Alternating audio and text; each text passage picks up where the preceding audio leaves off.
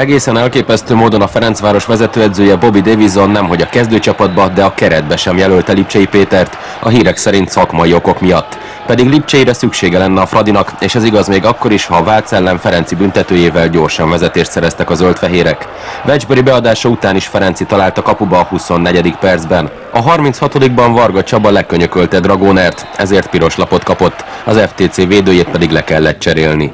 A szünet előtt Esmore tekert Ferenci fejére, aki szép mozdulattal fejelt a hálóba, így pedig klasszikus mesterhármast ért el, a közönség pedig pista-pista felkiáltással üdvözölte a gólszerzőt.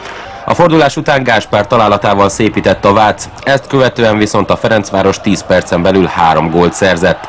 Először Esmore szabadrugásból volt eredményes, majd az 1 perce pályán lévő Só fejelt gólt Vecsböri ívelése után. Zárásként pedig Ferenci harcolt ki büntetőt, amit gólra is váltott, így 6-1-re győzött a Ferencváros az Albert stadion közönségének legnagyobb örömére.